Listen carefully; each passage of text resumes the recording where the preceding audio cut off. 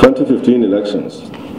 Anxiety over the peaceful conduct of the 2015 general elections has continued to grow both at home and abroad, fueled by the memories of the post-election violence that occurred after the 2011 elections. Boko Haram, who have repeatedly expressed their disdain for the democratic process, have also escalated their campaign over this period, further adding to the sense of instability. In a country of 170 million people, elections have not been without their challenges, most especially pre- and post-election violence, allegations of rigging, delayed delivery of ballot boxes, names left out of ballot papers, desperation of some politicians to win at all costs are some examples. Experience, most especially after the 2011 general elections, has shown that some of the most serious challenges to election security could emerge spontaneously or due to perceptions of irregularities during the voting process, which then reflected in what some people concluded were unfavorable election results. Other challenges that we anticipate include the ability of INEC and the state to protect sensitive election-related material, as well as the provision of adequate security for electoral officers. This will help to ensure the integrity of the process. Among the steps being taken is the setting up of an interagency consultative committee on election security, ICSIS. The ICSIS consists of top INEC officials, commissioners, directors, and heads of departments, with representation from all the security agencies, including my office.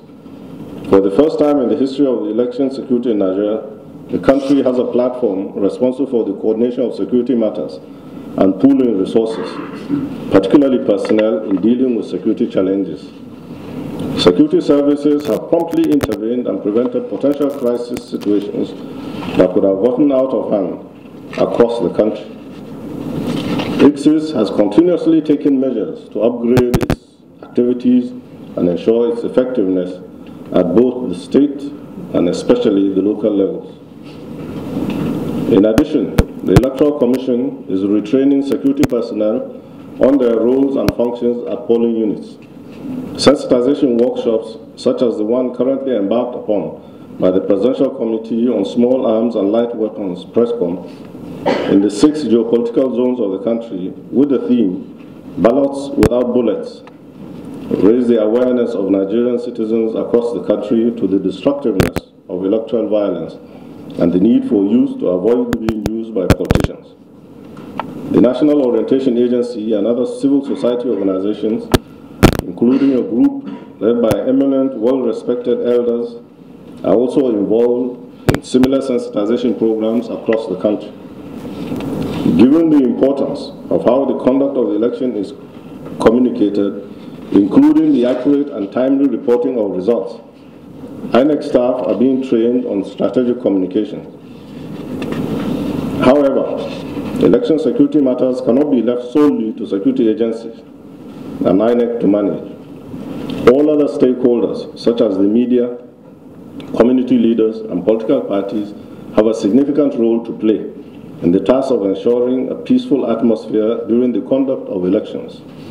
Recently, all the presidential candidates and their parties agreed to curb the use of hate speech and work towards violence-free, fair, and credible elections by signing what is now referred to as the Abuja Accord. Given the above, the 2015 elections are expected to be relatively peaceful and violence-free. The federal government has taken all necessary measures to ensure this by making adequate provisions for INEC, security agencies, and by supporting numerous sensitization programs.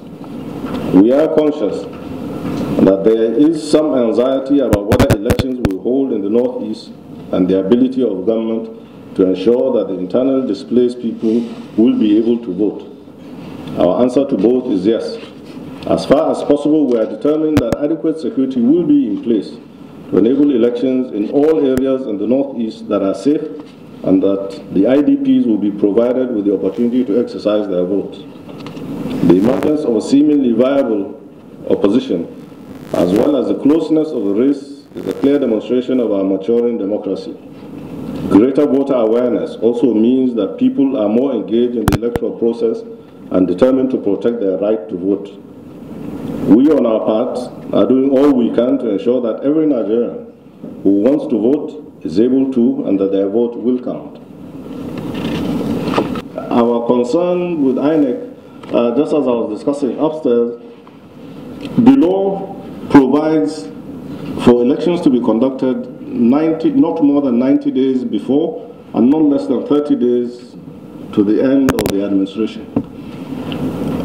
February 14th is closer to the 90 days before the end of the tenure.